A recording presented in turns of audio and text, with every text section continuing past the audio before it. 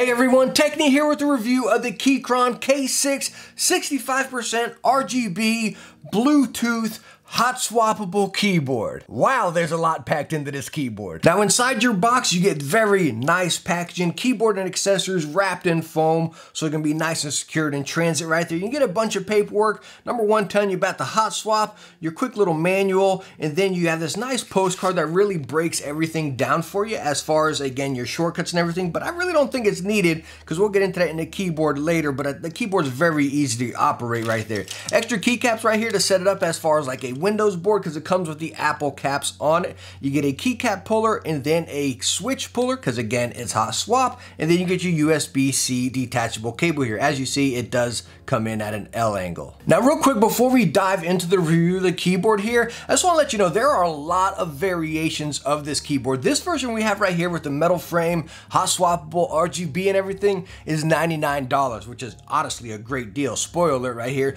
But again, you can bring this keyboard all the way down to $69 without the metal frame, without hot swap. Comes stock with Keychron switches. You can get red, browns, and blues, and you also get it with LK optical switches, a lightning strike. The one is a bloody A4 Tech that we've talked about before with razor boards and everything. You know, you can get it with there. But again, base price with a switches soldered in there, and then without the metal frame starts at $69, and then you can go all the way up to again the version we have right here at $99. So great to have the options right there to suit your needs. But anyways, number one, talking about the K6, as you can see, we have the 65% right here, so you get your dedicated arrows, some shortcuts on the side, and then you have multiple layers as far as function 1 and function 2. Again, as you can see, the functions up top there as far as your audio tracks, your RGB, and then again your function layer. So for me, 65% is definitely the way to go. I know 60% is just hyped up and popular for some crazy reason. I don't get it. I'm a TKL fan, but 65% has really taken a good spot on my desk right here. It's just, again, the perfect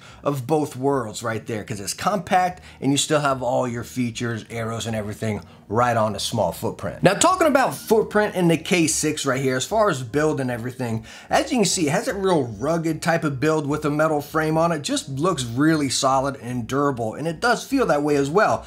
But again, like I stated, you can get it without the sides, or even on this one, you can take them off and pop them off right there. Now, the Keychron now, I remember the first Keychron I reviewed, it was just flat. So whenever you sat it down, it just sat there, and it was just hard to use, you know what I mean? It was not comfortable on the wrist at all. But now they've included the stock incline right there, so it feels very nice and ergonomic whenever you're using it. My thumb does hit that metal frame right there. Not annoying or anything, but again, it does hit it, especially when I press down on the space bar. And then also on the bottom, you do have 2 pop-out feet and 4 flat rubber feet. So this guy does not budge on you at all. Now going back and touching on that aluminum frame around it, as you can see right here, it almost has like, I don't know if I want to call it like a titanium hint right there. It looks more blue to me than anything, you know? But again, the cool thing, you just pop it off, slide it off, and heck, go paint it whatever color you want. But I think that would be a cool touch for Keychron later on down the road, is offer different color frames right there. Me personally, I don't like the blue hint or titanium hint right here,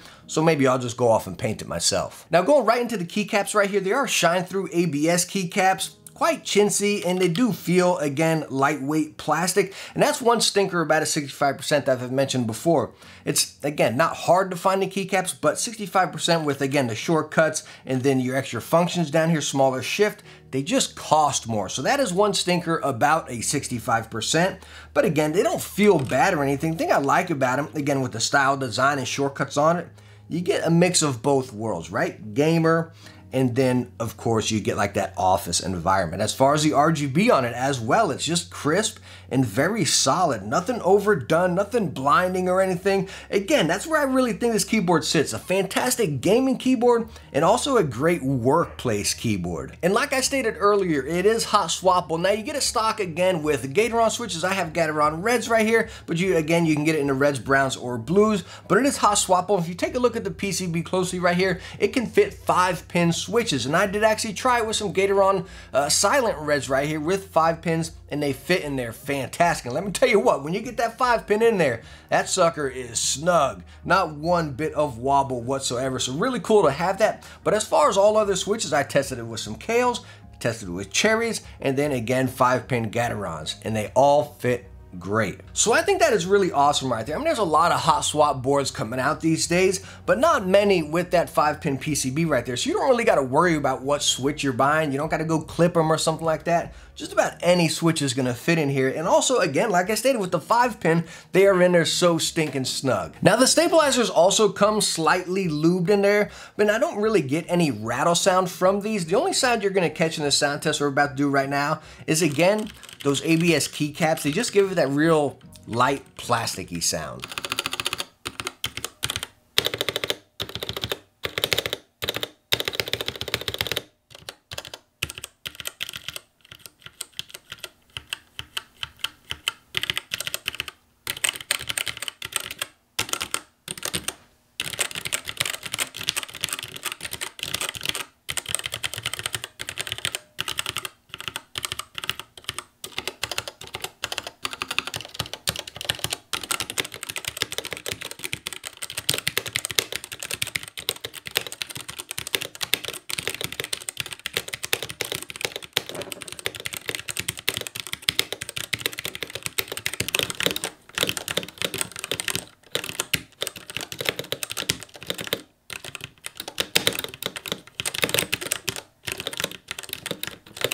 Now, one of the greatest shining points on the K6 here, or heck, any Keychron keyboard, is the features and simplicity of the features packed into it right here. As you see, all the shortcuts are printed right on your keycaps right there. A lot of people don't like that. Me personally, absolutely love it, because bam, they're right there and I know what to press. I don't have to keep this manual by my side, you know what I mean? Also connects by USB-C. As I showed you earlier, you get that L bracket USB-C. So that might be a little bit of stinker for some right there, because you got a custom cable. It's just gonna be coming shoot right off the side right there. So you kind of almost, I don't want to say locked in, but the L bracket USB-C definitely works much better with this board. Right over here, you got the port for Windows and Android, and then Mac OS, not port, the little button. You can flick it over to whichever one you're using, which is absolutely amazing. Most keyboards make you go in there and again activate some shorter shortcut through multiple layers.